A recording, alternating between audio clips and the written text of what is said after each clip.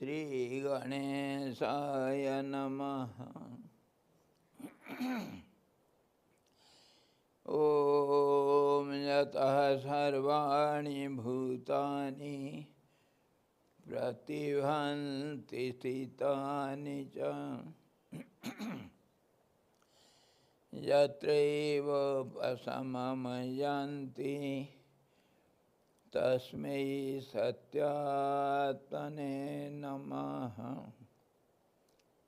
ज्ञाता ज्ञानं तथा ज्ञेयं द्रष्टा दर्शनदृश्यभू कर्ता हेतुः क्रिया यस्मात् तस्मै ज्ञात्यात्मने नमः। स्फुरन्ति शिखरा यस्मात् आनन्दसाम्बरे वनौ सर्वेषां जीवनं तस्मै ब्रह्मानन्दात्मने नमः। ब्रह्मानन्दात्मने नमः।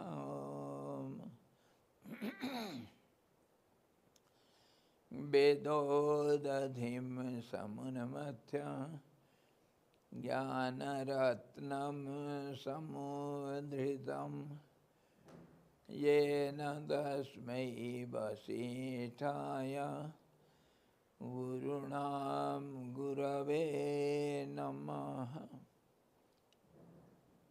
वशिष्ठ जी भगवान की जय। सद्गुरु भगवान की जय। सच्चिदानंद भगवान की जय। शब्द ब्रह्म की जय। सरस्वती महारानी की जय। जोग वशिष्ठ जी भगवान की जय।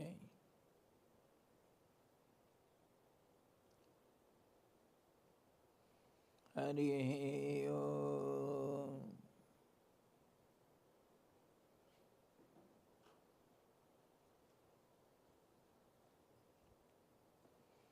योग वशिष्ठ निर्वाण प्रकरण उत्तरार्ध 104 अध्याय। इसमें आज हम देखेंगे जैसे आकाश आदि की वायु आदि रूपता अनुभव से सिद्ध है, वैसे ही चित्त की ही अनुभवतः जगत रूपता का साधन। ये इसी अध्याय में हम ये देखेंगे कि देखो आकाश के अंदर वायु है, उसी के अंदर अग्नि जल धरती सब कुछ इस आकाश के अंदर है। आकाश ही रूप में दिख रहा है, ये तो सबको अनुभव है। कौन एक बच्चा भी इसको कहेगा? सब समझते हैं, देखते हैं, अनुभव में लेते हैं। इसके ऊपर कोई ज़्यादा बुद्धि का प्रयोग करना जरूरत नहीं है। तो ऐसे ही अति साधारण भाव से हम विचार कर सकते हैं। देखो सारा संसार वो चित्ती की चित्त मतलब जो एक अनुभव रूप है। सारा संसार हम जैसे जिसको अनुभव करते हैं वो संसार ऐसे ही दिखता है हमको, ऐसे ही उसके साथ हम व्यवहार करते हैं। अनुभव रूप है, जिसके साथ जो संबंध हमारे अनुभव में आता है वो संबंध हम व्यवहार में निभाते हैं। तो जैसे हम समझते हैं, सब समझते हैं, अति साधारण चीज, इसमें कोई तर्क वितर्क करने भी जरूरत नहीं पड़ता है। जैसे सब ये शून्य आकाश के अंदर विशाल अनंत आकाश के अंदर सब समाहित है और सब उसी के गर्भ में स्थित है और वही आकाश रूप है। कैसे? क्या तुम जो रसगुल्ला खा लिए तुम्हारे पेट में चला गया, हाँ, वो तुमसे अलग दिखते हो कहीं, वो तुम्हारे साथ एक बन गया। वैसे ही देखो ये आकाश के अंदर ही सारे इतने विश्व ब्रह्मांड है, सब कुछ आकाश रूप ही है। आकाश से बना, आकाश में रहा। जैसे मान लो तुम्हारे अपना हाथ, अपना पैर, अपना पेट, अपना पीठी, सब कुछ तुम्हारा ही अंदर, तुम्हारा ही स्वरूप है। यद्यपि दिखता है अलग, फिर भी तुम ही हो। वैसे ही आकाश से अलग दिखता हुआ ये धरती, जल और जो अग्नि, वायु, सब कुछ वो आकाश रूप ही है। आकाश के अंदर आकाश रूप में दिख रहा है। इसमें क्या ज़्यादा बुद्धि का जरूरत पड़ रहा है तुमको विचार करने के लिए? अपने अंदर देखो, तुम जैसे अपने आप को तुम्हारे अपना शरीर के विभिन्न अंग का एक समष्टि मानते हो, ऐसे ही संसार सारा सब चीज वैसे ही है। धरती कहना मतलब क्या है?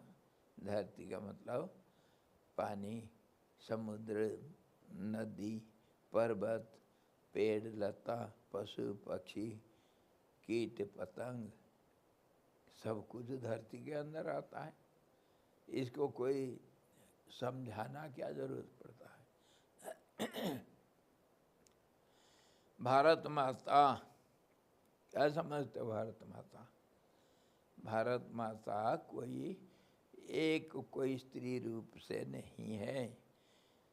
भारत का जो नक्शा, जो जितना जो क्षेत्रफल, जितनी जमीन है, और उस जमीन के अंदर से लेकर के बाहर तक जो कुछ पदार्थ है वो जमीन में, और जो कुछ जल, वायु, अग्नि और पेड़, लता, कीट पतंग, मनुष्य, पशु पक्षी, सब कुछ इकट्ठा एक रूप जब होगा तो उसको तुम भारत माता समझते हो। और ये एक शक्ति रूपिणी होने से इसमें शक्ति है, इसीलिए इसको भारत माता कहा गया। सब जानते हैं भारत माता। तो ऐसे ही समझो, हर चीज में अति साधारण चीज, इसको बहुत ज़्यादा कोई बुद्धि का प्रयोग करना जरूरत नहीं है। तो ऐसे ही मान लो तुम्हारे गांव का नाम गणेशपुर है। गणेशपुर मतलब क्या है? कोई एक व्यक्ति खड़ा होगा, उसका 2 हाथ 4 पैर, ऐसा कोई आदमी आएगा गणेशपुर नाम का। गणेशपुर मतलब गांव का नाम। गांव का नाम मतलब उसमें कुछ परिवार होंगे, उनका घर मकान होगा, परिवार में कुछ सदस्य होंगे, और उस गणेशपुर का जो गांव का जितना सब एरिया है, उसमें जो पेड़, लता, खेती बाड़ी, पशु पक्षी सब मिल कर के गांव है, गणेशपुर है। इसी प्रकार समझो ये सारा संसार सब चित्त रूप है। चित्त रूप सब अनुभव करते हैं कि हाँ ऐसा है। उसी को तो चित्त, होश कहते हैं। होश, अवेयरनेस, चित्त। चित्त का ये जगत रूप है। जैसे तुम्हारे मूंछ भी हो, तुम्हारे दाढ़ी भी तुम हो तुम्हारे कान तुम ही हो, तुम्हारे खोपड़ी भी तुम हो, तुम्हारे नाखून भी तुम हो, और तुम जो टट्टी पेशाब कर दिया वो भी तुम ही हो। तुम जो सांस लिया सांस छोड़ा वो भी तुम ही हो, है।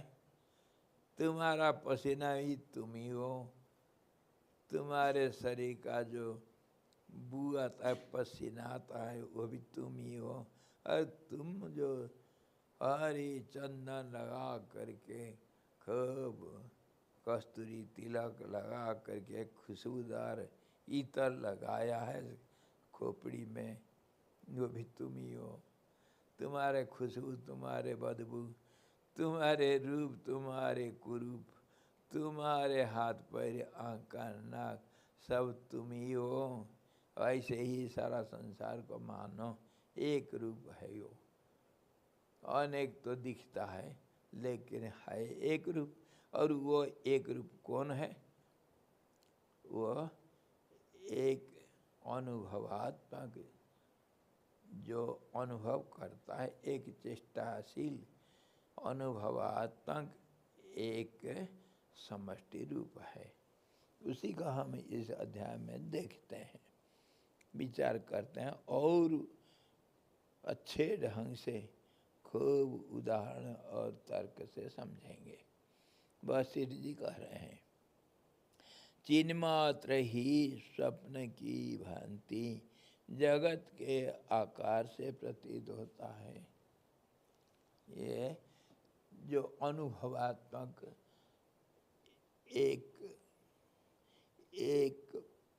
जो एक रूप है, अनुभव रूप है, उसी को हम चित्त कहते हैं। तो जैसे तुम जो स्वप्न देख रहे थे रात को,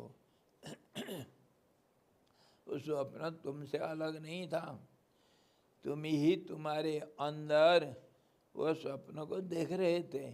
वो स्वप्न जगत का जो पेड़ लता आसमान पानी पत्थर नदी और पर्वत और पशु पक्षी स्वप्न में वो सब कुछ तुम्हारी रूप, तो तुम्हारे अंदर तुम देख रहे थे अपने आप को।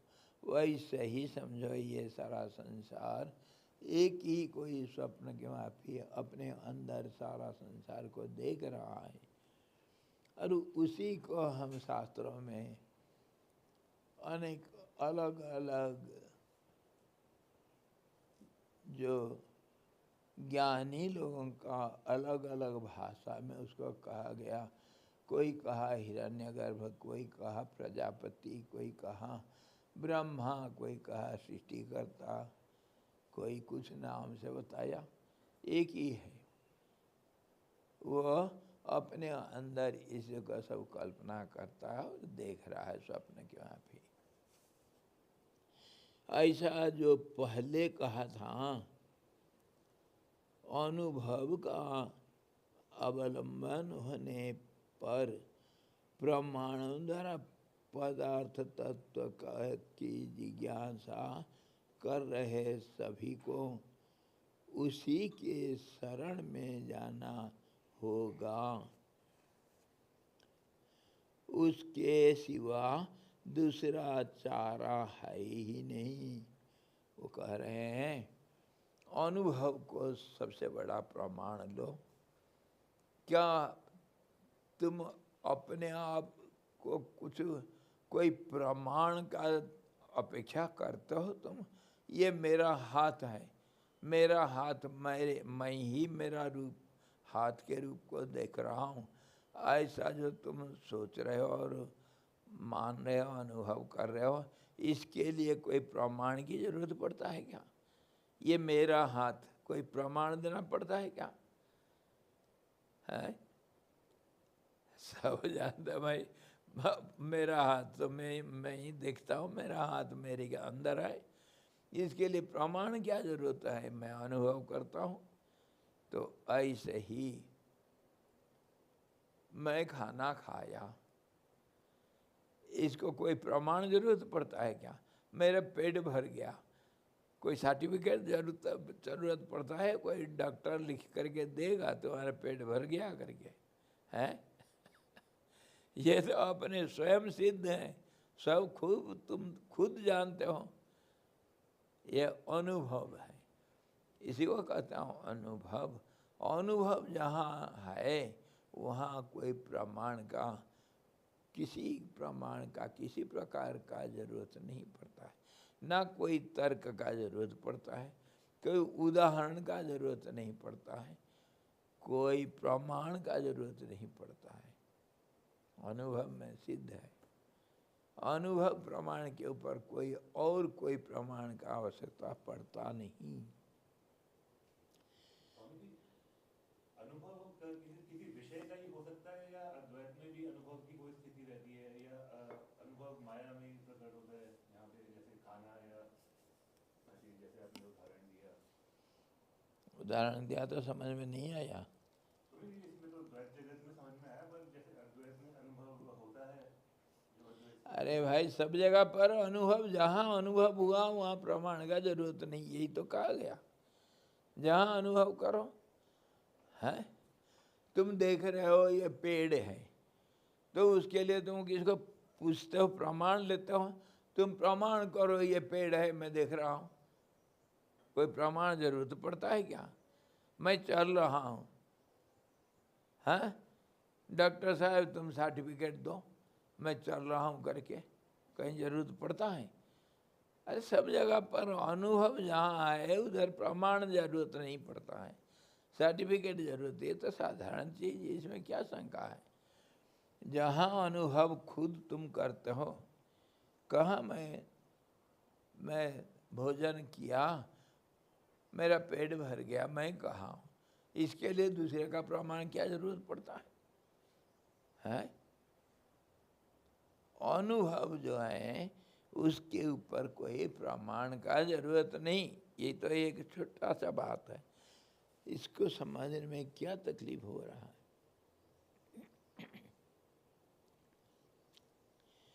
भले ही आकाश आदि के क्रम से सृष्टि कल्पना परंपराओं से अति दूर आकर ही उसका समाश्रयण करें, ऐसा प्रतिपादन करने के लिए आकाश आदि की जो आचार्य प्रसिद्ध स्वरूप स्थिति इसको कह रहे हैं, इसमें समझो।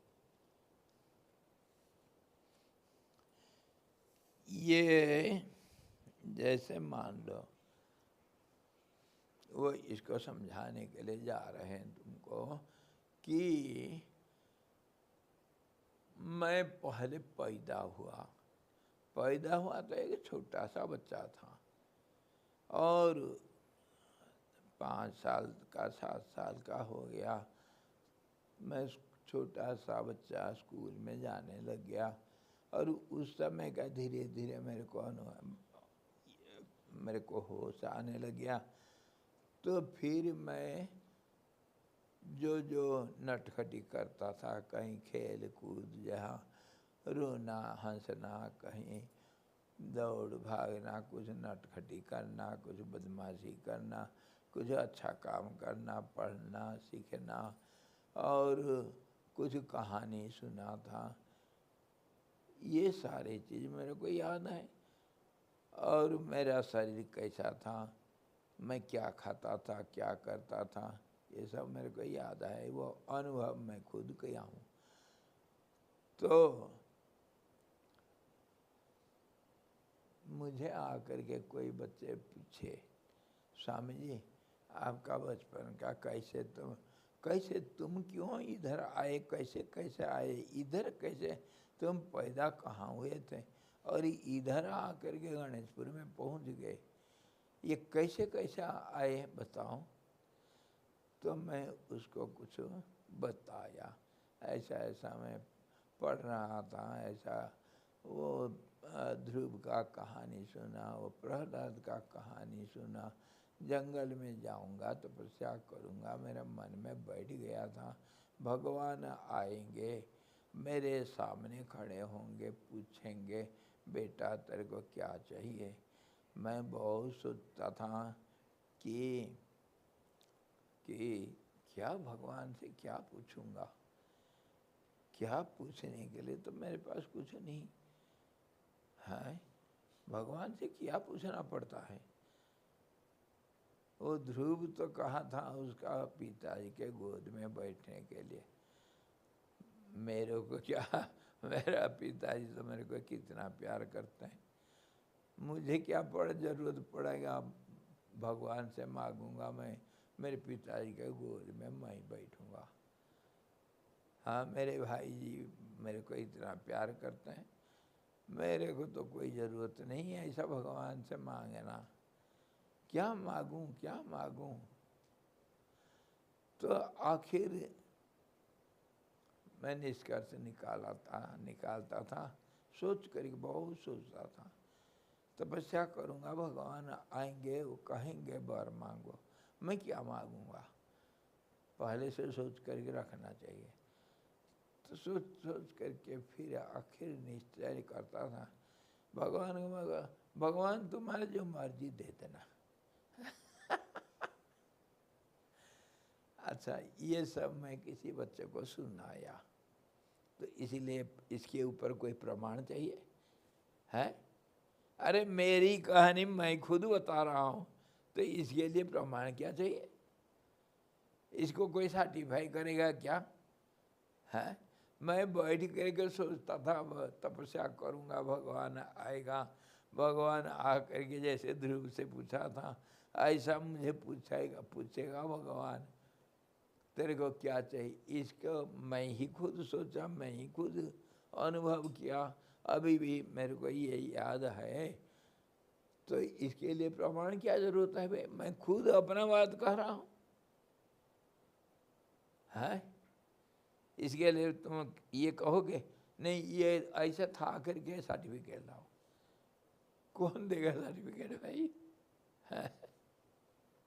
इसी प्रकार वशिष्ठ जी कह रहे हैं अनुभव के ऊपर कोई सर्टिफिकेट जरूरत नहीं पड़ता, कोई प्रमाण जरूरत नहीं है। तुम मनुष्य हो और तुम्हारे 2 पैर है, तुम चल सकते हो है, इसके लिए सर्टिफिकेट चाहिए।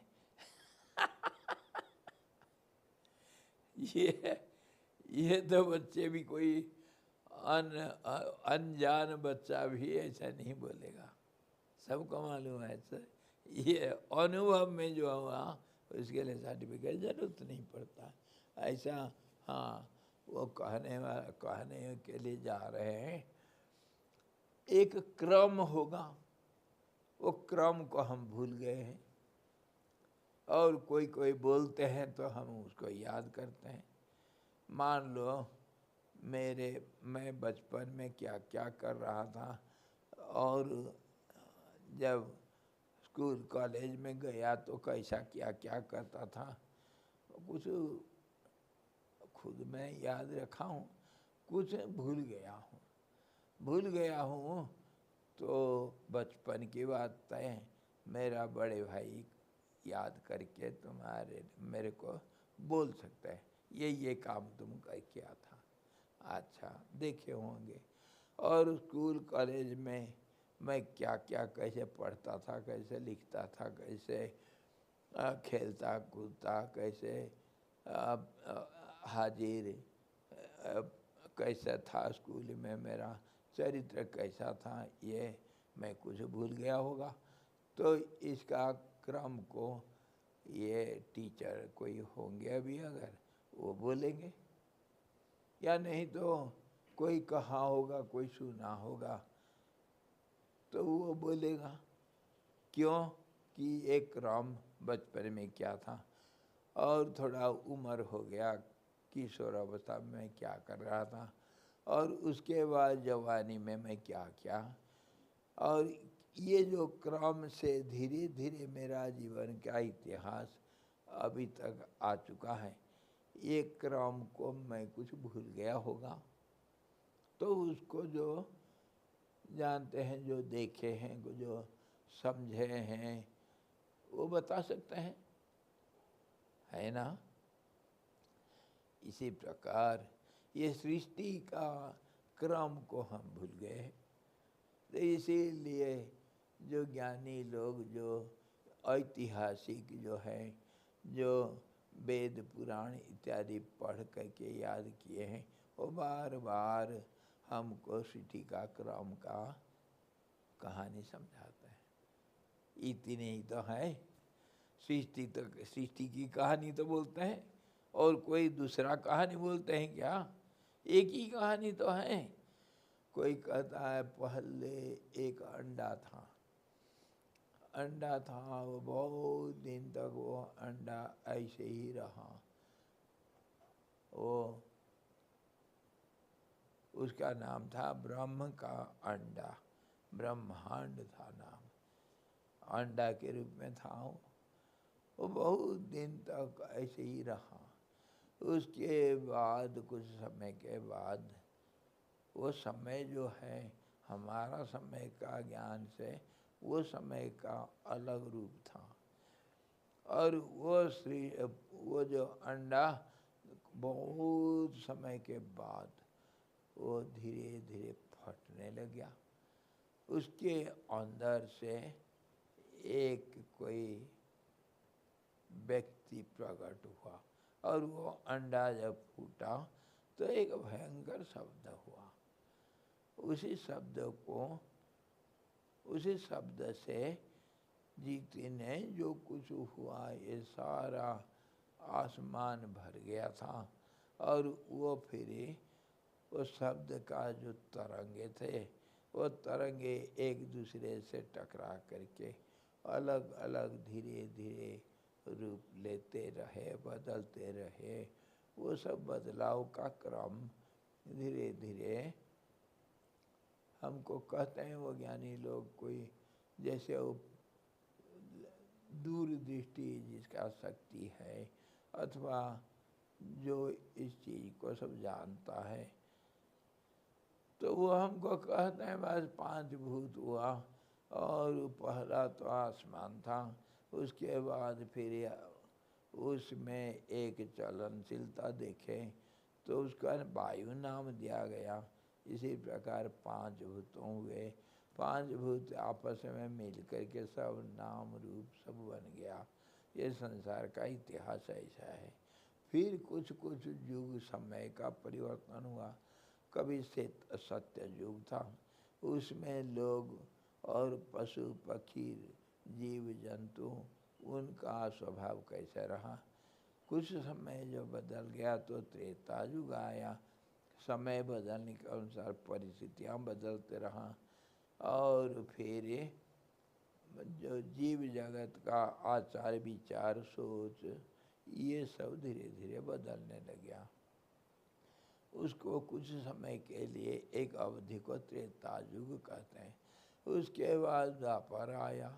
द्वापर में ऐसा ऐसा सब हुआ, मनुष्य पशु पक्षी जगत का व्यवहार लेन देन ये सब किस प्रकार आचरण सब हो रहा था, वो कुछ समय के लिए ऐसा हुआ, उसको द्वापर युग कहते हैं।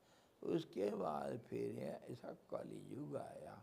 कलि युग में लोगों का और सब दूसरे जितने प्राणी हैं उनका व्यवहार, उनका जैसे आचरण ये सब कैसा, ये सब अभी तुम लोग थोड़ा 100 साल के कहानी जानते हो, परंतु हजारों लाखों साल के पहले कैसा कैसा था। जैसे हमारा ऐतिहासिक लोग कहते हैं कि पहले प्रस्तर युग था, उसके बाद फिर धीरे धीरे समय बदलते रहा, और मनुष्यों का कद, मनुष्यों का सोच, मनुष्यों का व्यवहार ये सब बदलते रहा, और आज हम इस हालत में पहुँचे। ये इतिहास है, सृष्टि का ये क्रम है, इतिहास है। ठीक है, जिसने देखा उसका बोला, पर एक ही सृष्टि का इतिहास है ना, और कुछ है क्या? इसी को कोई किसी भाषा में कैसे बोले, दूसरे कोई दूसरे भाषा में थोड़ा बहुत। अरे जो भारत इतिहास तुम पढ़े हो ना, तुम क्या क्या याद रखे, और मैं भी पढ़ा हूँ, मैं क्या क्या याद रखा हूँ, मैं क्या क्या पढ़ा और तुम क्या क्या पढ़े हो। तुम अगर उत्तराखंड के हो तो फिर तुमको तो भारत इतिहास के अंदर ये हिमालय का ये जो ये भूभाग है, इसका इतिहास तुम बहुत बहुत दिलचस्पी से सुना होगा और अच्छी तरह याद किया होगा। जबकि दक्षिण भारत का इतिहास तुमको इतना रुचिकर नहीं होगा और तुम बहुत कम याद रखा होगा। इतने ही खाली अंतर होगा, पर है तो सब भारत का इतिहास है। तुम भूल गए या तुमको नहीं कहा गया तो उसमें क्या फर्क पड़ता है। मेरा जन्म उड़ीसा में हुआ, मैं उड़ीसा का इतिहास बताऊंगा, अभी तुम नहीं बता पाओगे। तुम उत्तराखंड में पैदा हुए तो तुम ये हिमालय का इतिहास बता लोगे, बड़े अच्छे ढंग से बताओगे।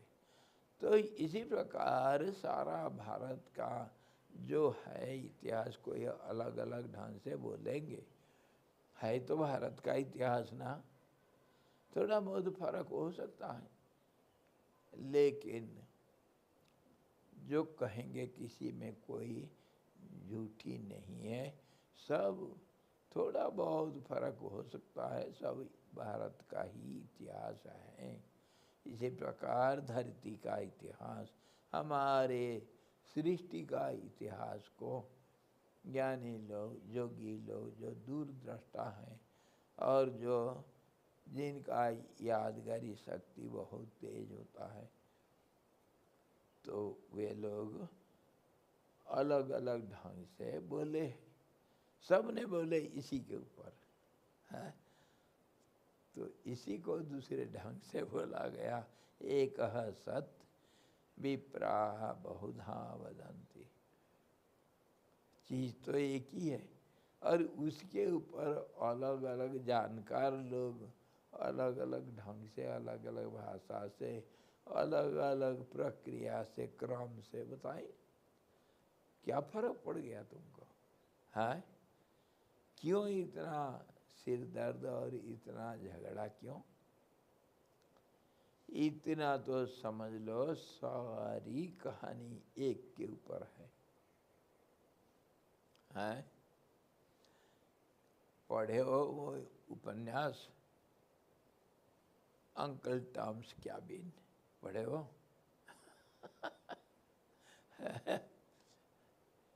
और नहीं तो वो क्या नाम उसका, शेक्सपियर का वो जो नाटक, उसको पढ़े हो? तो उसमें नाम तो एक ही है, नवेल तो एक ही है, पर उसमें कितने अलग अलग चरित्र जुड़ा हुआ है। अंटानियो और कौन कौन, गुसानियो और फिर कैसा वो क्या क्या हुआ, वकीलाती कर रहा था, ये सब नवेल नाम तो एक ही है, उसमें अलग अलग चरित्रों को जोड़ा गया है कि नहीं? ऐसे ही हम महाभारत करेंगे। महाभारत व्यास जी लिखे, महाभारत एक ग्रंथ का नाम जिसमें अलग अलग कितने किस्म के चरित्रों का वर्णना किया गया, एक समय का इतिहास है, इतने ही तो है। तो उसमें अनेकता एक के ऊपर ही है। एक राज्य था और उसमें एक परिवार, उस परिवार में अनेक हो गए और वो अपने संपत्ति के लिए लड़ाई किए, इतनी ही तो बात। उसमें क्या अंतर पड़ गया। ऐसे ही ये संसार का जो इतिहास अलग अलग समय में अलग अलग युग युगांतर में कैसे कैसे हुआ, ये क्रम से बताए, पर है एक ही चीज़, एक ही कहानी, उसमें अनेक कहानियों का मिश्रण किया गया। जैसे मेरा अपने कहानी बचपन से आज तक समय के अनुसार, परिस्थिति के अनुसार, देश के अनुसार कितने अलग अलग कहानी मेरी है। तुम्हारा भी ऐसे ही, सबका ऐसे ही है। हाँ, एक हमारा छोटा सा एक कुत्ता का बच्चा है, उसका भी अलग अलग कहानियाँ हैं। हैं?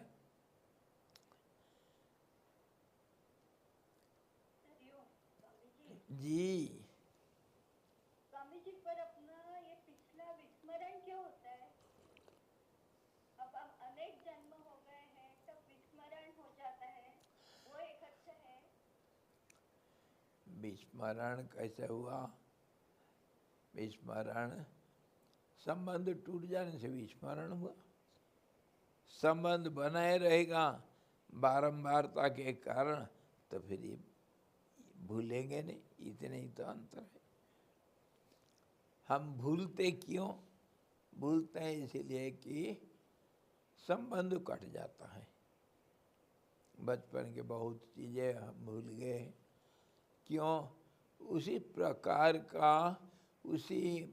का क्रिया कर्म अथवा जो स्थिति उसका पुनरावर्तन नहीं हुआ होगा, तभी तो भूल गए। बारंबार आएगा तो फिर कैसे भूलोगे? वो ध्रुव की कहानी में कभी नहीं भूल सकता हूँ। दूसरे कक्षा में सुना था, 7 साल का बच्चा था, और आज तक भी ध्रुव की कहानी 50 बार, कितने बार मैं बोला हूँ, कितने बार पढ़ा हूँ इतिहास में, पुराण में, इसीलिए नहीं भूले। सुना, बोला, पढ़ा, सब कुछ बारंबारता के कारण संबंध बने रहने से भूलते नहीं, और संबंध अगर कट गया तब भूल जाते हैं। इतने ही तो बात है। तो वशिष्ठ जी बोल रहे हैं हमको, ये जो सारा संसार की एक ही कहानी संसार के ऊपर ही कहा गया, सृष्टि के ऊपर एक ही सृष्टि, और ये सृष्टि के ऊपर अलग अलग कहानियाँ सब कहा गया, लेकिन कहानी तो एक ही का है, इसलिए अंतर कोई ज़्यादा नहीं है, और इसके लिए कोई प्रमाण की भी ज़रूरत नहीं। तुम अपने आप अनुभव करते हो। जैसे तुम्हारा बचपन से आज तक जो क्रम है तुम्हारे जिंदगी का, वो जैसे बदलता रहा, ऐसे संसार का, सृष्टि का क्रम का भी बदलता रहा। एक ही कहानी है, इसको उसी परमात्मा की कहानी मानो। इसमें प्रमाण का कोई जरूरत नहीं। श्री वशिष्ठ जी ने कहा, हे श्री राम जी, देखो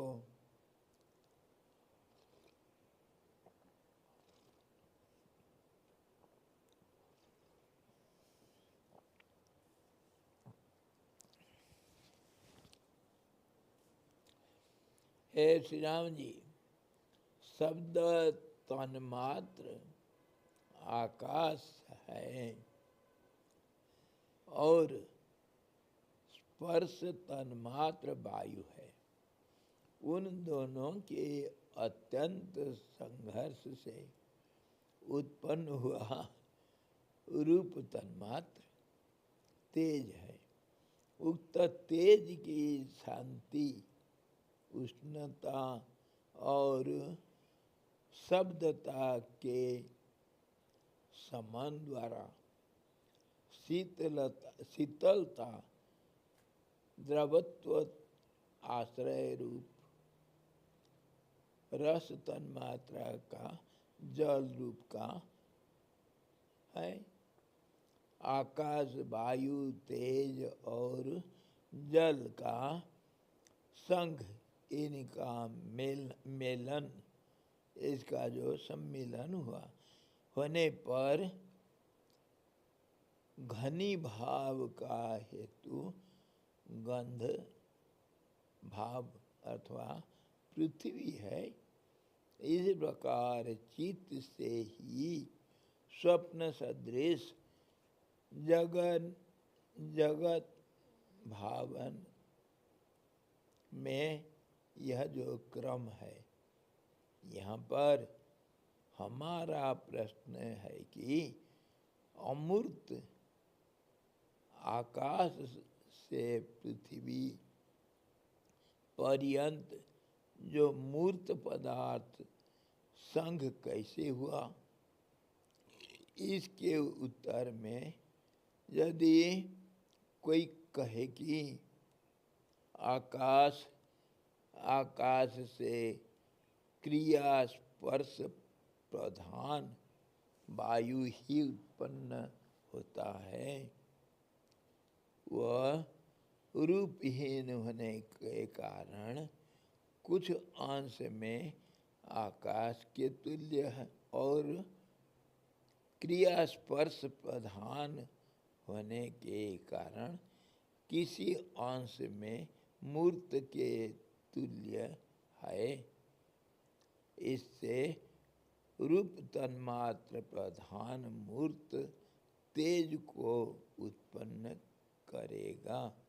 तो यह उत्तर ठीक नहीं, क्योंकि निरवय पदार्थ आकाश से वायु की ही सिद्धि नहीं हो सकती है, क्यों कोई भी निश्चेष्ट तथा निरवय पदार्थ न तो कुछ बना सकता है और न उसमें विकार हो सकता है। किंच यदि वह संपूर्ण रूप से विकृत हो जाए तो आकाश के अभाव से वायु आदि के लिए अवकाश ही नहीं रहेगा। यदि आधा या उससे कम आकाश विकृत होता है, यह मानो तो आकाश भी अवयववान हो जाएगा। यदि कहो अवयववान भी हो, क्या होनी है, तो समान रूप से वही स्पर्शवान क्रियावान भी हो जाएगा। ऐसी स्थिति में वायु आदि की उत्पत्ति की व्यर्थता तथा निरवकाशता और एक आकाश और उसके अवयवों की भी निरवकाशता हो जाएगी। इस प्रकार रूप रहित वायु से भी रूप तन्मात्र की उत्पत्ति का आरंभादानुसार या परिणामवादानुसार निरूपण करना कठिन ही नहीं, असंभव ही है। कारण के गुण कार्य के गुणों के आरंभक होते हैं, ऐसा नियम है। वायु में रूप का अभाव है, परिपाक से परिणाम होता है और तेज के बिना परिपाक की भी संभावना नहीं है। इसी प्रकार अग्नि, जल आदि उत्तरवर्ती भूतों में भी समझ लेना चाहिए। ये क्या क्या सब बताया सुनो।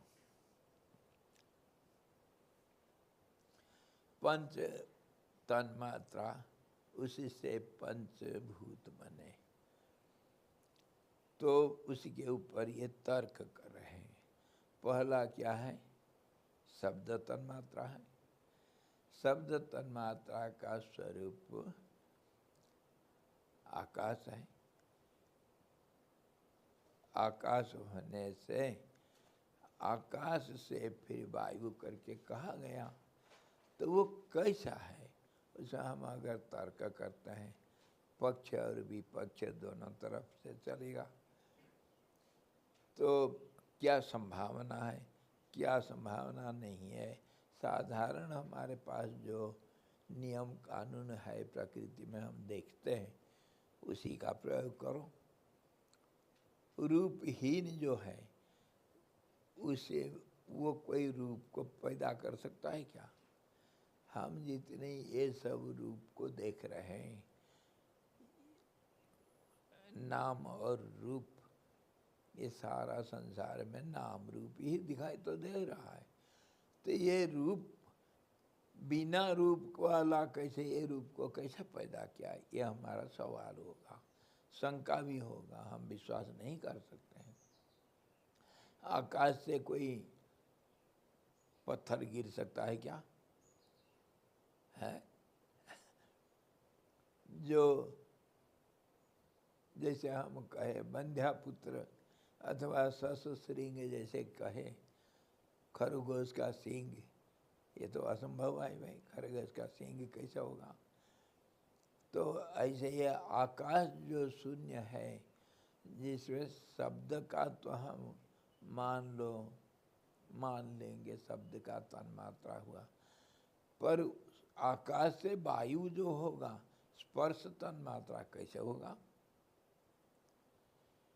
कैसे होगा?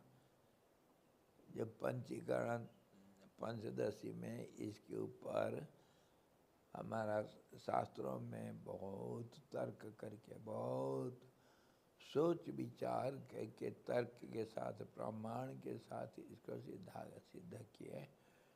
हमको बहुत ज़्यादा प्रमाण में और तर्क में जाना जरूरत नहीं, इसको इतने ही मान लो, ये क्रम है।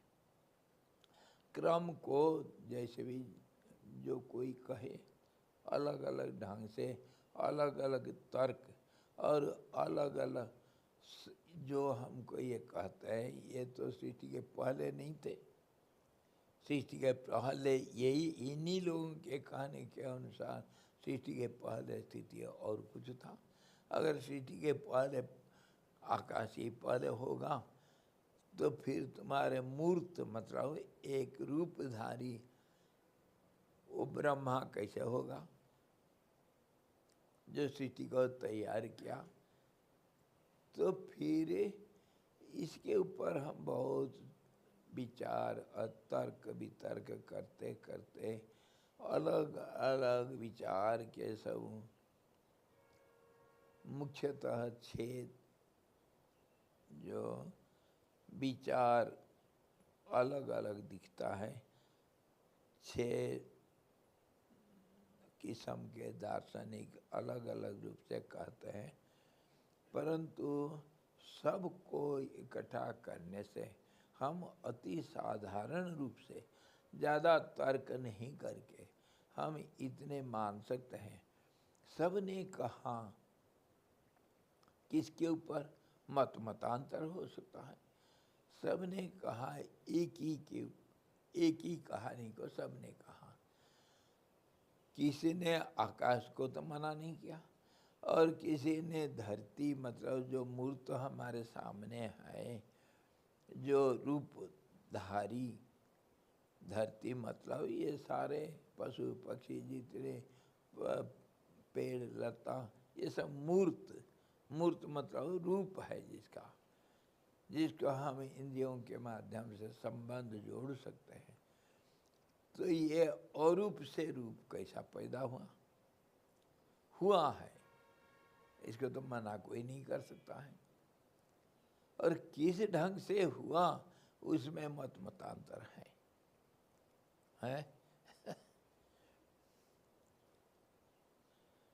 ओह, हुआ क्या, मेरे पास एक लोटा में पानी था, है? एक लोटा में भर करके पानी था, ठंडा था, गंगा जी से ठंडा पानी लाया था। ठंडा शीतकाल माघ महीना का सुबह की बात, वो बहुत ठंडा था, पिया नहीं जाता है। पिया नहीं जाता है तो क्या करोगे, इसको थोड़ा गर्म कर दो। चूल्हा जलाया, एक फ्राई पैन में थोड़ा सा पानी उससे निकाल करके डाला, गरम करके पीऊँगा, प्यास लगा हुआ है। तो गरम करने के लिए वो जो रख दिया, वो तो थोड़ा सा पानी था और आग तेज हो गया तो बहुत जोर से गरम हो गया। उसको छू नहीं सकते तो पियोगे कैसे, क्या करोगे? ये साधारण, अति साधारण एक उदाहरण दे रहा हूँ। क्या करोगे? बहुत गर्म हो गया फ्राई पैन का पानी, अब तुमको प्यास लग रखा है, लोटा में आधा तो ठंडा है और वो आधा डाला था वो बहुत गर्म हो गया, ना इसको पी पाओगे उसको ना पी पाओगे, तो क्या करोगे? ये तो कोई बच्चा भी कर लेगा। वो गर्म में थोड़ा ठंडा मिला दो, है कि नहीं? तो तुमको जैसे चाहिए वैसा गुनगुना बन जाएगा, लुकवार्म वाटर बन जाएगा, अब उसको पी लोगे, है ना? ये तो शब्द स्पर्श रूप रस गंध, ये 5 है हमारा अर्ज। अर्ज मतलब हमारा विषय स्पर्श करने के लिए।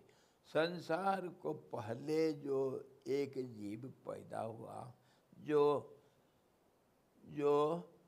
अपने आप को देखना चाहा, एक इच्छा प्रकट हुआ, तो उसको कहता हूँ इच्छा शक्ति।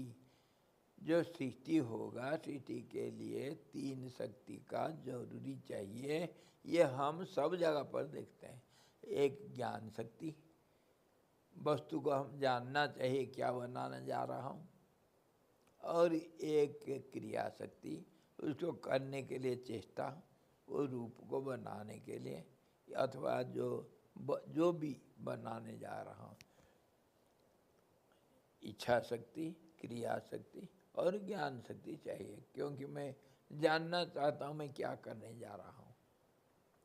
क्रिया शक्ति एक, उसमें प्रेरणा अथवा एक मोमेंटम तो पैदा करेंगे तभी तो हो सकता है काम।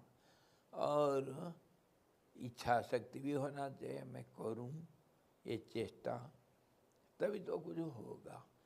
तो इसी प्रकार जैसे ये 3 इच्छा शक्ति, क्रिया शक्ति, ज्ञान शक्ति के बिना कोई चीज़ हम बना नहीं सकते हैं, देखे नहीं स्थिति में।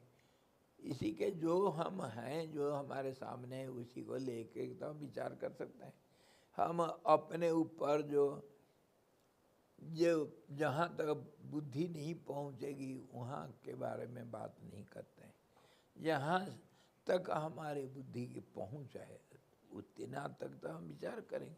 भगवान हमको ये शक्ति दे रखे, बुद्धि दे रखे हैं, इसी को प्रयोग करेंगे। ठीक है भाई, हम तो देखना है, 3 चीज़ हमको चाहिए अपने आप को देखने के लिए। अपना एक रूप देखूंगा मैं, तो देखूंगा तो उसके लिए जो इच्छा शक्ति पैदा हुई, वो इच्छा शक्ति 5 किस्म की हुई, और उसी में क्रिया शक्ति और उसी में ज्ञान शक्ति, तीनों एक ही मिल करके इच्छा शक्ति प्रधान होने से एको हम बहुश्याम, ये पहला मैं अपने आप को देखूं, इसी प्रकार एक इच्छा शक्ति हुआ जिसको मैं जानता था और जिसको मैं क्रिया में बदलना चाहा, मैं देखूं, वो देखने का क्रिया शुरू हुआ। तो ये जो तीन शक्ति था इसको हम नाम दिए मूल प्रकृति। ये शक्ति है, इसके बिना कुछ नहीं हो सकता है। मैं मुझको नहीं देख सकता हूँ, वो परमात्मा जो न जिसका कोई नाम है न रूप है, तो उसमें ये तो होगा ही, नाम रूप जरूरत नहीं। परंतु नाम रूप को मैं अपने को देखूं, तो देखने के लिए कैसा देखूं, तो ये तीन प्रकार का चेष्टा तो होना है। और ये तीन गुण माना गया, तीन इसको नामकरण करते हैं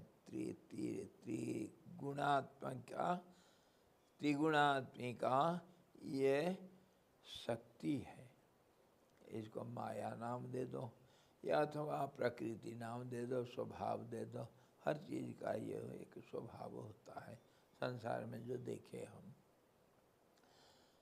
तो ये जब देखेगा तो कैसे देखेगा, तो उसी के लिए 5 तन्मात्रा जरूरी है। मैं इसको पहले देखूं, देखने के लिए एक वही तीन शक्ति है, इच्छा शक्ति, क्रिया शक्ति, ज्ञान शक्ति, वो तीनों देखने के लिए चाहा। देखने के लिए चाहेगा तो एक रूप तो जरूरत है, देखूं, रूप जरूरत है। तो रूप को क्या करोगे तुम, कैसे रूप बनाते हैं, रूप कैसे होता है, रूप किसको हम कहते हैं, हमारे अपना अनुभव जो संसार में हम देखते हैं उसको देखो। रूप कोई भी रूप है उसका एक सीमा है, कोई भी रूप हो सबका एक सीमा है। सीमा मतलब उसका आकार, और उसके आकार का सीमा एक रेखा में से, चाहे सीधा हो, टेढ़ा हो, चाहे कैसे भी हो, रेखांकित किया गया, जिससे वो सीमा आबद्ध हुआ। सीमाबद्ध होने से उसका रूप होगा। जिसका सीमा नहीं है उसका हम देख नहीं सकते हैं। जैसे आकाश हुआ, आकाश को इसीलिए नहीं देख सकते हैं क्योंकि उसमें सीमा नहीं। हमारे साधारण ज्ञानी ये, हम कहीं बहुत ज़्यादा तर्क वितर्क में हम नहीं जा रहे हैं। तो सीमा नहीं आए तो हम देख नहीं सकते हैं। सीमा के लिए उसी को कहते हैं व्यक्त रूप, उसको देखने के लिए सीमांकन होना है। असीम को सीमांकन किए तो उसी को रूप कहा गया। और उसी को मैं देखूंगा और सुनूंगा। सुनना है तो कैसे सुनते हैं हम, उसका भी विचार किए। तो जिसको मैं सुनना चाहूँगा, सुनने के लिए इच्छा किया, तो उसको क्या कहेंगे हम, उसका नामकरण किए। देखने के लिए तो रूप हुआ, और सुनने के लिए उसका नामकरण किए शब्द। शब्द हुआ तो देखना भी और सुनना भी, और उसके साथ साथ उसको मैं स्पर्श करूं, तभी मुझे पता चलेगा ये कैसा रूप है। और उसके लिए स्वाद भी चाहिए, मैं रस लूं, और गंध भी उसका। इस प्रकार 5, वो जो 3 गुण था वो 5 5 तन्मात्रा, इसी प्रकार मैं अपने आप को क्रियाशील करूं, मतलब अपने आप को देखना, सूंघना, स्पर्श करना, तभी मैं अपना रूप को अनेक रूप में देख पाऊंगा। इसी प्रकार जो 5 तन्मात्रा हुआ, तो उस के साथ साथ 5 इंद्रियों का भी कल्पना किया गया, और इसी प्रकार 5 जो भूतों का भी कल्पना किया गया, और जिसमें सारे भूतों में सब जगह पर ये शक्ति होने के कारण, इच्छा शक्ति, क्रिया शक्ति, ज्ञान शक्ति होने के कारण ये चंचलता, मतलब अस्थिरता, मतलब एक स्पंदन पैदा हुआ, और उसी से हम साधारण रूप से ये 5 भूतों को और 5 तन्मात्रा के अनुसार 5 इंद्रियों के द्वारा 5 चीज़ों को हम अपने आप को देखना शुरू किया। इतना हम साधारण ज्ञान हो जाएगा, तो संसार के रूप में, संसार को जो हम देखते हैं, संसार के साथ जो हमारा संबंध बनता है, उसको हम समझ जाते हैं। और तर्क तो हम कहीं भी जाएंगे, और तर्क में बहुत गहराई में अगर जाएंगे तो फिर वो भी संभव है, बहुत गहराई में जाना जरूरत नहीं। जैसे वो तर्क कर रहे हैं, भाई अरूप से रूप तो पैदा नहीं हो सकता, रूप बना कैसे? अगर उसको हम देखें, हर असंभव संभव हो जाता है। जो अदृश्य है वो दृश्य हो जाता है, जो अमूर्त है वो मूर्त हो जाता है, एक रूप ले लेता है। ये सब हमारे प्रकृति से हम देखते हैं, अनुभव से हम सिद्ध करते हैं। देखो, अंधकार और प्रकाश के जो मिश्रण और आगमन और अपसरण, इससे देखते हैं हम, तो कैसे रूप दिखता है। पहले जो अंधकार में नहीं दिखता था, वो कैसे दिखता है? धीरे धीरे प्रकाश का अधिकता होने से और अंधकार का न्यूनता होने से वो रूप धीरे धीरे प्रकट होता है। तो इसी को हम दूसरे ढंग से सोचो,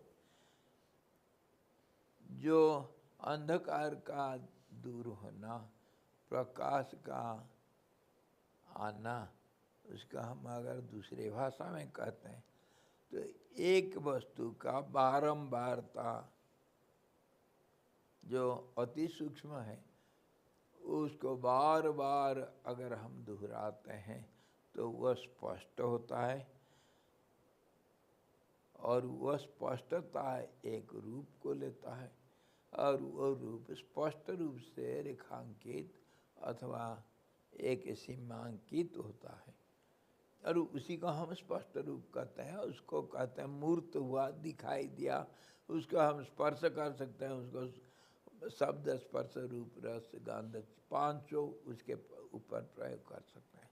जो अदृश्य है उसको दृश्य करने के लिए बारंबारता का जरूरत होता है, और वो बारंबारता सूक्ष्मता का स्थूलीकरण का प्रक्रिया में भी हम ले सकते हैं। दोनों को इकट्ठा करके देखो, और उसी को अंधकार का निवारण और आलोक का आगमन को भी उसके साथ मिला करके देखो। तब जो सृष्टि हम कभी नहीं देखे थे, नहीं सोचे थे, और सृष्टि का कोई रूप रेखा नहीं था, उसका संभावना हो सकता है। इस रूप से हम ये संसार से, जो प्रकृति से ही ये नियम को सब ले करके विचार करके देखे तो जो अदृश्य है वो अदृश्य हो सकता है। तो फिर कौन अदृश्य था और कौन दृश्य हुआ? एक ही चीज तो हुआ, जो दिखाई नहीं पड़ रहा था वही तो दिखाई दिया। हम सुबह क्या देखे? जो नहीं दिखाई दे रहा था उसी को तो देखे है। वस्तु कहीं बदल गया क्या? वस्तु तो वही था। जो रस्सी था उसको हम सांप के रूप में देख रहे थे और टॉर्च कोई लाया, यानी तो सुबह हो गया, रात को तो हम सांप देख रहे थे और सुबह हुआ, सूर्य उदय हुआ, तब तो हम उसको रस्सी देखे। चीज एक ही है, चीज में कोई बदलाव नहीं हुआ। हमारे भावना में, हमारे व्यवहार में बदलाव हो गया। व्यवहार इसीलिए नहीं हुआ, इसीलिए बदला कि हमारे समझ और हमारा समझ के अनुसार, सोच के अनुसार भावनाओं का जो तैयारी हुआ, उसका उस वस्तु के साथ संबंध विकृत हो रहा था, अब साफ हो गया। इसी का नाम स्पष्टीकरण अथवा इसी का नाम मूर्त होना अथवा व्यक्त होना, मूर्त होना अथवा व्यक्त होना। इसीलिए हमको उसी से कहा व्यक्ति और मूर्ति। ये सारा जितनी संसार में नाम रूप है सारे व्यक्ति और सब मूर्ति। जो मूर्त हुआ दिखाई दे, ये 5 तन्मात्रा के माध्यम से हम 5 इंद्रियों के मदद से इनके साथ, ये रूप के साथ जो हम संबंध जोड़ते हैं, उसी का नाम मूर्ति और व्यक्ति है। तो इसको हम जो अभी हमारा साधारण ज्ञान जो हमारे प्रकृति से हमको मिलता है, उसको विचार करके हम ये तय किए कि जो अमूर्त था, जो नहीं दिख रहा था, अदृश्य है, वो दृश्य हो सकता है कि नहीं? जो नहीं दिख रहा था, अरे भाई रात को नहीं दिख रहा था, दिन में तो दिखाई दिया, ये तो सब कोई बच्चा भी कहेगा। और कैसे दिखाई दिया उसको तो हम धीरे धीरे धीरे धीरे सब अंधकार का दूर करके, जो इनविजिबिलिटी दूर करके विजिबिलिटी लाए, प्रकाश कहे उसको, और उसी का नाम ज्ञान भी कहे, समझ भी कहे, क्लैरिटी कहे। भाषा सब अलग अलग हो जाता है। इसी प्रकार ये जो कुछ प्रक्रिया हम विचार कर रहे हैं, ये किसके ऊपर है? एक के ऊपर या अनेक के ऊपर? कहानी तो एक ही का है। जो पदार्थ, जो रूप नहीं दिख रहा था, वो रूप दिखाई दिया, वही दिखाई दिया। उसका प्रक्रिया एक अति सूक्ष्म बदलाव के कारण, जहाँ अज्ञान का दूर हुआ, ज्ञान का प्रवेश हुआ, तब फिर वो जो अस्पष्टता था स्पष्ट रूप से दिखाई दिया। उसी को मूर्त कहते हैं, उसी को दिखाई देना दृश्य कहते हैं, व्यक्त कहते हैं। इतने ही तो बातें हैं। हम साधारण ज्ञान से हम जो नित्य प्रति हम जो संसार के दुनिया के साथ हमारा जो व्यवहार, हमारा जीवन क्रिया चलता है, उसी से हम इसको समझ सकते हैं। हमको कोई बहुत सब वेद पुराण और तर्क वितर्क और खंडन खंड खाद्य क्या क्या सब और सब जरूरत नहीं इतना दूर जाना। जो करेगा मना नहीं, परंतु हम तो कह रहे थे ये हमारा जो वशिष्ठ जो कहानी का जरिया से हमको सब समझा दे रहा है, अति सरलता से। हम तो वो साधारण रास्ता से जा रहे हैं भाई, हम अति कठिन वो रास्ता को अपना नहीं रहे हैं। साधारण ज्ञान, कॉमन सेंस, और कहानी जो दिखता है हमारे सामने वही, उसी के ऊपर विचार करते हैं हम। अभी समझ में आया ये जो 5 भूत, 5 तन्मात्रा और 5 इंद्रियों से 5 भूतों को देखें और वो आपस में मिल कर के अनेक नाम रूपों को व्यक्त किया, जैसे भी हुआ।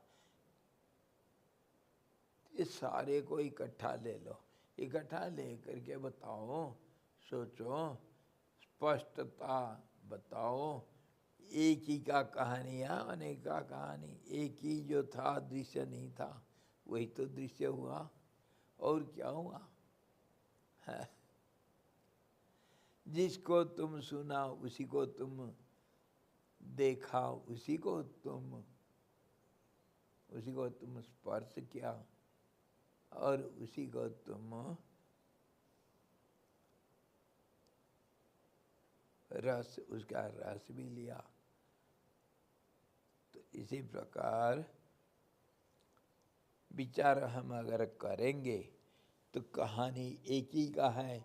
जो परमात्मा है, जो अदृश्य, जिसका बारे में हम कुछ नहीं बता पा रहे थे, वही संसार रूप ले लिया। मानोगे? अब इसमें अनुभव से सबका अनुभव यह है, एक ही चीज जो नहीं दिख रहा था वो दिख गया, तो वो अलग नहीं भाई, संसार वो परमात्मा से अलग नहीं है। इतने ही तो बोलना था, और क्या है? और क्या, कहाँ जा रहे हो तुम? समझो का नहीं?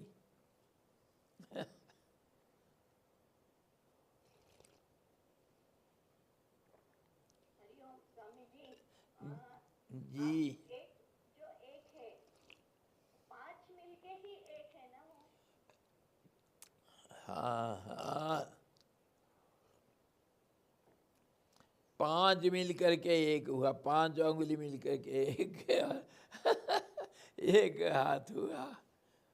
5 मिलने से तो एक होता है। हाँ, तभी तो पंच परमेश्वर आजकल हुआ पंचायत राज्य कर दिए। 5 मिलो है, पंच परमेश्वर, यही सब 5। अरे 5 हुआ या 10 हुआ चाहे 50 हुआ, एक का नाम है। वो पहले ही बोल दिया था, एक को हम बहुश्याम, मैं एक हूँ। मुझे तुम सुबह उठ करके जब अपने को देखते हो, कभी एक को देखते हो क्या? दर्पण के सामने क्या देखते हो तुम अपने को? ऐसे ही परमात्मा देखा यार, इतने ही समझ लो, अपने रूप को देखा।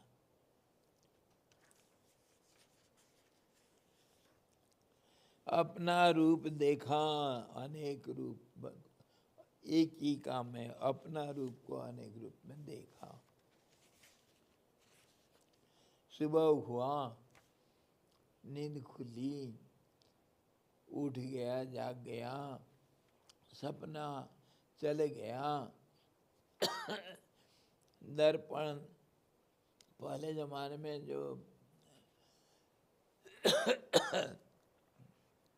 जो पलंग बनाते थे ना सोने के लिए, उसका सिराने में एक दर्पण अवश्य लगा हुआ रहता है। ये हमारा परंपरा रहा। आजकल तो खैर क्या क्या सब करते हैं। हमारे जो पलंग बनता था घर में व्यवहार करने के लिए, सिराना में कुछ डिजाइन वगैरह बना करके उसके बीच में एक दर्पण रखते थे। सुबह उठ करके हाथ देखना, कर स्पर्श, कर दर्शन, और अपने मुंह को देखना, तुम कौन हो उसको याद करना है, भूल नहीं जाना। और फिर जब जमीन को स्पर्श करोगे तब धरती माता को नमस्कार करना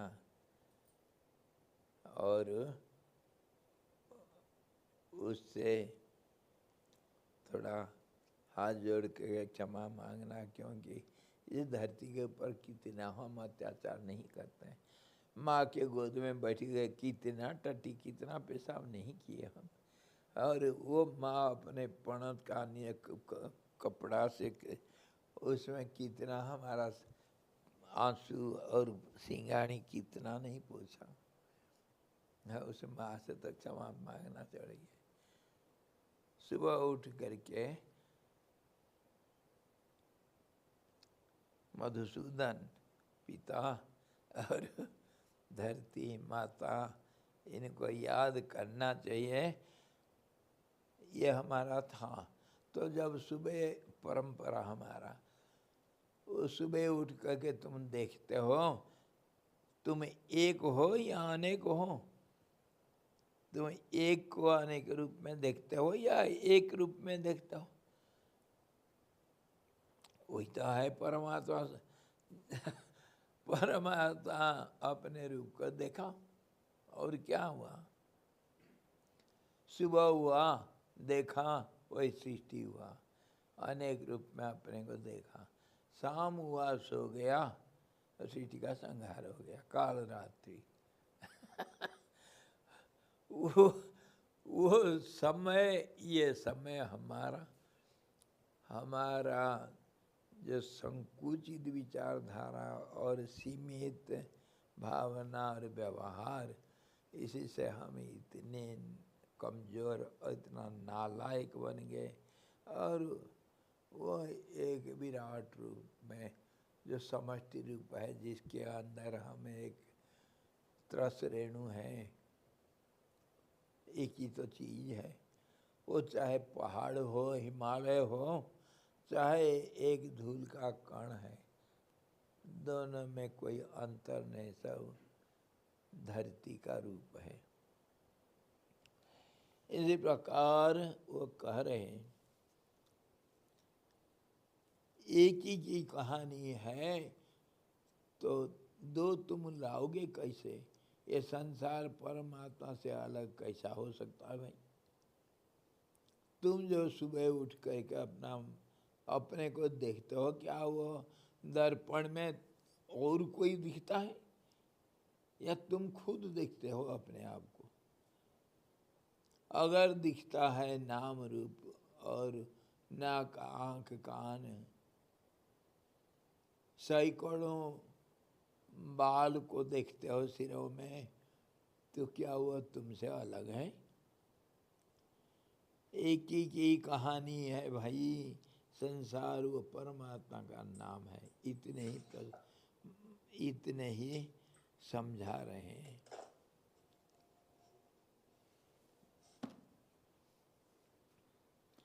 यदि कोई कहे कि अनुभव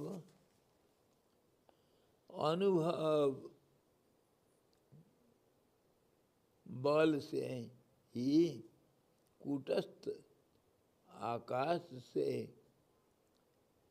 जो चलनात्मक वायु की उत्पत्ति, रूप रहित वायु से रूपवान तेज की उत्पत्ति, नीरस तेज से रस रूप जल की उत्पत्ति तथा गंधहीन जल से गंधवती पृथ्वी की उत्पत्ति की कल्पना करेंगे। अनुभव रूप भगवती संबित ही हम लोगों के सारे विरोध को हटाकर अनुभवानुरूप सब पदार्थों का जैसे समर्थन कर देगी, इस पर कहते हैं। अनुभव से कैसे, जो तर्क से हम जिसको स्वीकार नहीं कर पाते हैं अनुभव से स्वीकार कर लेते हैं, वही अनुभव के रूप में तो हम बात कर रहे थे। हमारा दैनंदिन जीवन का अनुभव और ये जो सृष्टि के साथ नाम रूपों के साथ हमारे जो संबंध, उसी का अनुभव से तो हम ये सब सिद्ध कर रहे हैं। एक ही का कहानी है, अनेक नहीं है। इधर एक ही अनेक हुआ है। कहीं भी देखो तुम, एक को देखो तो अनेक रूप में दिख जाता है, और वो अनेक को अगर विचार करो तो वो एक रूप बन जाता है। तो करें यदि दूर की उड़ान भर कर अंत में फिर लाचार होकर संबित की ही शरण लेना पड़ती है, तो पहले ही जैसे वह स्वप्न आदि में स्वप्न जगत का वेश धारण करती है, वैसे ही केवल विवर्त से सारे जगत का वेश धारण करती है।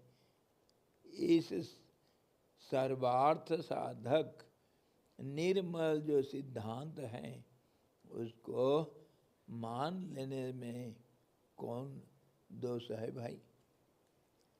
ये अलग अलग तरीका है समझाने का। जैसे अभी वो तर्क को छोड़ के कहा हम अंधकार और प्रकाश का रूप लिए, अथवा जैसे हम तर्क वो कह रहे हैं आकाश अमूर्त है, आकाश का कोई रूप नहीं, उससे रूप वो आकाश स्थिर है, उसमें चलायमान वायु का पैदा होना असंभव है, ये तर्क है। और वायु जो है उसमें कोई तेज तो है ही नहीं, उससे अग्नि कैसे पैदा होगा? अग्नि से जल, अग्नि तो उष्णता है और जल तो शीतलता का नाम है, तो अग्नि से कैसे जल पैदा हो सकता है? और वो जो जल जिसमें गंध नहीं है, इसमें गंध पूर्ण ये धरती कैसे पैदा होगा?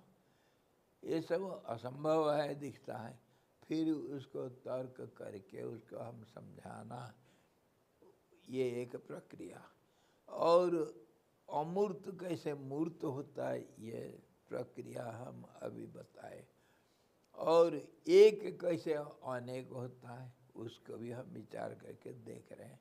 तरीका अलग अलग है, जो तुमको आसान है, परंतु चीज़ तो एक ही प्रमाणित करना है, एक ही की कहानी है, अनेक कोई है ही नहीं। इधर डायरेक्टर एक ही है, कितने ड्रामा बना दिया वो, एक ही स्टेज। वो आजकल वो जो सब डेकोरेटर्स होते हैं ना, सब ठेका लेते हैं, वो एक मंडप बना देते हैं शादी के लिए। उस मंडप में कितने बच्चे आकर के शादी कर लिए, मंडप एक ही है। वैसे ही एक रामलीला का कहानी हर साल होता है, इसी गांव में हुआ, दूसरे गांव में होगा, उधर टाउन में होगा, तीसरा गांव में होगा, चीज़ एक ही, कहानी एक ही, अलग अलग पंडाल में हो जाता है। और एक ही पंडाल में कितने अलग अलग कहानियों को दिखा देते हैं। अरे एक ही टीवी का स्क्रीन है भाई, हर रोज हम अलग अलग देखते हैं। सुबह और कुछ, शाम को और कुछ है। आज भी देखना है ना भारत का ऑस्ट्रेलिया का मैच देखना है, स्क्रीन एक ही है रे। वो छक्का मारा तो उसी के ऊपर, और पकड़ा तो उसी के अंदर है तेरी के। कुछ बदलाव नहीं, खाली भावना ही बदलता है और कुछ नहीं बदला। सब ज्यों का त्यों ये ड्रामा चलता है, सिर्फ हमारे भावना बदल जाते हैं। और ये भावना नहीं बदलते, बात समझने से सिर्फ जो स्थिर था वो अस्थिर हुआ, बस इतनी ही है और कुछ नहीं हुआ। अच्छा, तुम तर्क करते हो कि जो आकाश है जिसमें कोई गति नहीं है, उसमें गति आएगी कैसे? अरे हम तो ठीक उसका ठीक उल्टा हम तुमको बताते हैं। अरे गतिमान वही होगा जो गति नहीं है जिसमें। क्या तुम ये संसार में देखे हो कोई पंडित लिखता पढ़ता? अरे मूर्ख ही तो पढ़ लिख कर पंडित बनते हैं। जो बच्चा है वही तो बूढ़ा होगा, बूढ़ा फिर बूढ़ा कैसे होगा यार? मरने वाला जो है मर गया, जो वो मरता है क्या? ये साधारण ज्ञान है भाई। कोई बच्चे को कहो वो हंसी उड़ाएगा तुम्हारे बात में, है? अमूर्त से मूर्त नहीं पैदा हो सकता है, क्यों? अरे जो मरा हुआ है वो क्या जिंदा होगा? जो जिंदा है वही मरता है? जो बैठा है वही चलेगा, जो चलता है वो चलेगा क्या? जो मूर्ख है वही पढ़ता है। हाँ, इतना तुमको समझाना पड़ेगा क्या? अरे जो स्थिर है वही तो अस्थिर होगा। ये तो हम सबको अनुभव में सब जानते हैं। एक बच्चा भी बोलेगा। अरे तुम कहते हो बड़े विद्वान, बड़े तार्किक हो गए, तुम बोलते हो प्रमाण करके दिखाओ। है आकाश जो स्थिर है उसमें अस्थिरता कैसे आएगा? वायु रूप स्पंदन कैसा पैदा होगा? स्पंदन पैदा होता है, यही इसी का नाम स्वभाव है। यही तो हम संसार में सब देखते हैं। तुम बड़े भारी पंडित आ गया समझे? इस साधारण ज्ञान से वही पहले हमारा एक ही चीज है, अनुभव से जो होता है सिद्ध, उसके लिए कोई प्रमाण की जरूरत नहीं पड़ता है।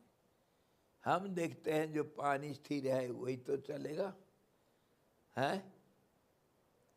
सुबह में क्या क्या गिलास में पानी रखा था, इधर उधर होते होते और उसी टेबल के ऊपर था क्या वो फोन को सुबह चार्ज में लगाना है, उठा उसको चार्ज में लगाने के लिए गया, हाथ लग गया, वो गिलास गिर गया, पानी गिर गया। तो तुम सवाल करोगे पानी तो स्थिर था, वो गिरेगा कैसे? ये कोई तर्क होता है? वो क्यों गिरा, कैसे गिरेगा वो? अरे बुद्धू, जो स्थिर था वही तो अस्थिर होगा। हाँ, पहाड़ से पत्थर गिरा, तुम कहोगे गिर नहीं सकता है। क्यों नहीं गिर सकता है? क्योंकि वो ऊपर स्थिर था और स्थिर होकर के नीचे नहीं आ सकता। ऊपर का चीज नीचे नहीं आ सकता है। बोलो, ये कोई तर्क होता है? बेवकूफो, तुम पंडित कहलाते हो अपने को। अरे हम बच्चे भी बोलेंगे जो ऊपर है वो नीचे आता है, और जो नीचे है वही ऊपर जाएगा। जो ऊपर है वो ऊपर को कैसे जाएगा? बुद्धू, ये अनुभव सिद्ध है। ये इसी पॉइंट के ऊपर आज हम बात कर रहे हैं। ये जो अनुभव से देखा गया संसार में, उसके लिए कोई प्रमाण की जरूरत नहीं। पंडित लोग, तुम्हारे पंडित है अपने घर में छांट रहा हम संसारी मूर्ख लोग भी तुमको पाठ पढ़ाएंगे। हमको यही अनुभव है, देखते हैं हम। जो अनुभव में आता है उसके लिए कोई प्रमाण जरूरत नहीं, तर्क का कोई जरूरत नहीं। पहाड़ से ही पत्थर गिरता है आसमान से नहीं। चेष्टा भी तो होनी चाहिए गिरने के लिए, ऊपर से नीचे या नीचे से ऊपर के लिए। चेष्टा कहाँ से प्रकट हुई? ज्येष्ठा चेष्टा चेष्टा चेष्टा, सब जगह पर चेष्टा है, सब देख रहे हैं। वही चेष्टा तो परिवर्तन लाता है, और वही चेष्टा शक्ति नाम है। शक्ति उसी को कहते हैं। सारा संसार चला है, मैंने सब देखो, ये हमारे सामने वो पत्ता कैसे हिल रहा है उसके लिए प्रमाण क्या जरूरत है? मैं देख रहा हूँ पत्ता हिल रहा है, प्रमाण क्या क्या जरूरत है तुमको? है वो क्या सुप्रीम कोर्ट का जज लिख करके देगा ये पता हिल रहा है करके, तभी मानोगे? हद हो गया यार, मैं तो देख रहा हूँ पता हिल रहा है। हर चीज में एक चेष्टा है, चलनशीलता है, सारा दुनिया सब जानते हैं। तुमको कहाँ से ला करके प्रमाण देना है? अनुभव सिद्ध है सब। इसी प्रकार वो तर्क को छोड़ के क्या अनुभव में आया। पहले तो बहुत सारा तर्क किए थे, पहले खंडन करेंगे, फिर मंडन करेंगे, मंडन करके फिर खंडन करेंगे, क्या क्या दिमाग का। अब आए अनुभव, उसी सिद्धांत का प्रतिपादन करते हैं कि अति निर्मल संबित ही अपने स्वरूप में भाषित होती है। यह कथन वही जगत है, यों परमार्थ सत्य रूप स्वरूप अधिष्ठान के बल से तथा यह सब ब्रह्म ही है इत्यादि यथार्थवादिनी श्रुति के बल से ही सत्य ही है। यह सिद्धांत रहस्य हम पहले ही कह चुके हैं। देखो,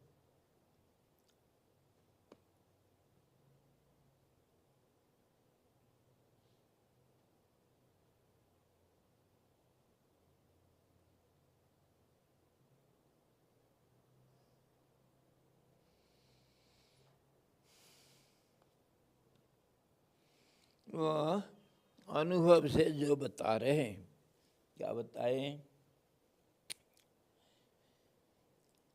जो निर्मल है। अच्छा बताओ, तुम कपड़ा कभी धोबी को दिए हो धोने के लिए? कोई बच्चा भी बोलेगा क्यों देते हो?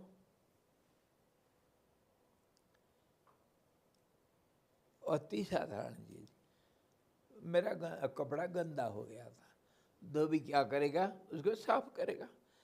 गंदा को तो साफ करते हैं, और वो जो साफ कपड़ा बना करके देगा तुमको, वो हमेशा साफ रहेगा क्या? वही तो गंदा होगा। जो साफ है वही गंदा होता है। इसके लिए कोई प्रमाण चाहिए तुमको? सुप्रीम कोर्ट उस स्टाम्प लगा करके देगा क्या? हाँ बोलो। जो निर्मल है वही वो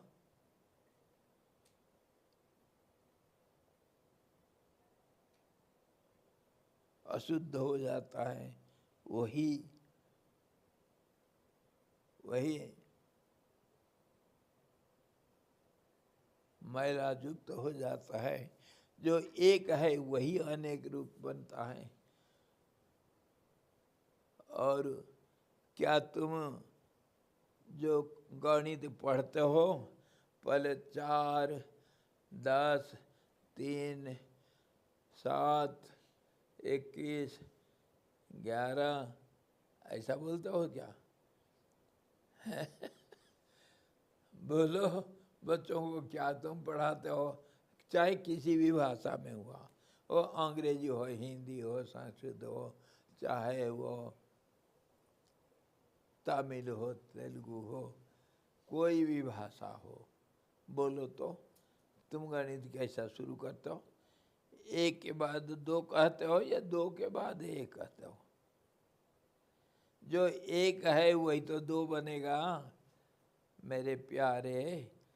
एक और एक के साथ दूसरा को जोड़ोगे तो दो बनाओगे। हाँ, एक ही अनेक होता है। एक छोटे बच्चे को जो वो गोला को इधर उधर करता है, गिनती सीखता है, उसको पूछो वो बोलेगा। तुम इतने बड़े पंडित हो करके इसको मानते नहीं, को पूछोगे प्रमाण? हाँ, कहाँ से प्रमाण हम देंगे, क्यों देंगे? एक ही अनेक बनता है, ये सब जानते हैं, अनुभव सिद्ध है। और जो जो अशुद्ध है वही, उसी को हम शुद्धता में बदलते हैं। अशुद्धि जो है, जो मैला है, उसी को हम धो करके साफ करते हैं। और जो शुद्ध पवित्र है वही अशुद्ध हो जाता है। परिवर्तन ये संसार का मूल कारण तुम इतना नहीं समझे? जो जैसे है वो बदल जाता है, समझे? ये तो कोई बच्चा भी देखता है, भी जानता है, भी समझता भी है, मानता भी है। तुमको प्रमाण क्या जरूरत पड़ गया? तो कल फिर देखेंगे आगे। इसी के ऊपर अनुभव से जो सिद्ध है उसके लिए हमको प्रमाण, तर्क वितर्क करना जरूरत नहीं है। इतनी ही बात है। हरि ओम। पूर्णमदः पूर्णमिदं पूर्णात् पूर्णमुदच्यते पूर्णस्य पूर्णमादाय पूर्णमेवावशिष्यते। ओम शांति शांति शांति। सद्गुरु भगवान की जय। सच्चिदानंद भगवान की जय। शब्द ब्रह्म की जय।